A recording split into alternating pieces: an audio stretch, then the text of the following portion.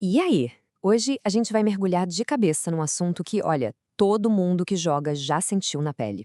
Como os jogos são pensados para manter a gente lá, jogando, às vezes até muito depois que a diversão acabou. Já parou pra pensar nisso? Sabe aquela sensação de que o jogo virou uma obrigação? Que tem que entrar todo santo dia, fazer aquelas tarefas repetitivas só pra não ficar pra trás? Pois é, essa sensação é super comum e hoje a gente vai entender direitinho por que ela acontece. Para entender o que tá rolando, tem uma analogia que é, assim, perfeita. Pensa assim: alguns jogos são como um esporte. A gente joga pelo prazer, pelo desafio de ser melhor, de superar os limites. Mas tem outros jogos que parecem mais uma máquina de cassino. O sistema todo é cuidadosamente desenhado para fazer a gente continuar jogando, quase que criando um hábito. E essa filosofia de design, essa que parece mais um cassino, ela tem um nome, viu? E é aqui que o papo começa a ficar realmente interessante. O nome disso é Dark Pattern, ou, em bom português, padrão sombrio. E o ponto crucial é este: não é um erro, não é um bug no jogo, é algo feito de propósito, uma escolha intencional para levar a gente a gastar mais tempo ou mais dinheiro, muitas vezes contra a nossa própria vontade. E a assinagem aqui deixa a diferença claríssima. De um lado, um bom design, uma experiência de usuário ética que é o quê? Que é ajudar, que é dar poder para quem está jogando. Agora, do outro lado, os dark patterns, a história é outra. O foco é só um: as metas da empresa. Lucro, tempo de engajamento, tudo isso passa na frente do bem-estar e da diversão de verdade de quem está do outro lado da tela. Tá, mas como é que isso aparece nos jogos? Bom, agora a gente vai ver na prática. Preparamos uma pequena galeria da vergonha com as técnicas de manipulação mais comuns, só para a gente ficar de olho. Começando por um dos mais poderosos, talvez o principal, o FOMO. É a sigla em inglês para Fear of Missing Out, ou seja, o medo de ficar de fora. E nossa, isso ataca direto a nossa ansiedade de perder alguma oportunidade que parece única. É aquele evento de Natal que só dura uma semana e tem uma skin que nunca mais vai voltar, ou aquela oferta na loja que só vale por 24 horas.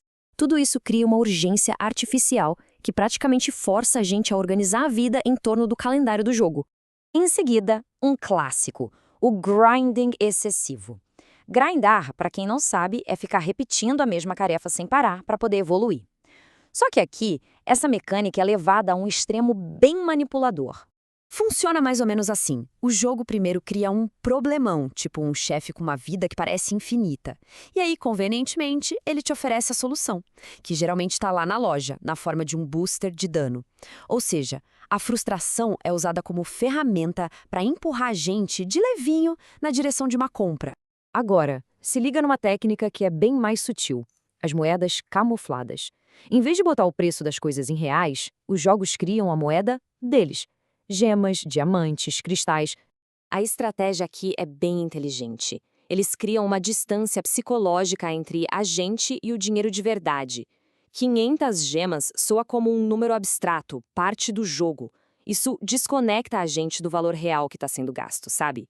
E ainda tem mais. Os pacotes de compra quase nunca batem com o preço dos itens, só para sobrar um pouquinho e deixar a gente com vontade de comprar mais. E por último, uma mecânica que é especialista em transformar o jogo numa obrigação: o check-in compulsivo. São aquelas recompensas diárias que vão ficando cada vez melhores a cada dia seguido que a gente entra no jogo. O lance aqui é que o medo de perder o que já foi conquistado fica mais forte do que o prazer de ganhar a recompensa. Quebrar uma sequência de 90 dias parece quase uma punição, né? Aí o jogo deixa de ser uma escolha, uma diversão, e vira um hábito que a gente sente que não pode quebrar. Ok, a gente já viu os problemas. Mas como é que a gente se protege disso? Como identificar esses padrões? Bom, vamos para a nossa parte final, que vai dar para a gente uma espécie de visão de raio-x ética. São duas perguntas simples, mas que, olha, são muito poderosas. A primeira é: o desafio que o jogo está me apresentando, ele está testando a minha habilidade e meu raciocínio, ou ele foi feito só para me frustrar e me fazer gastar?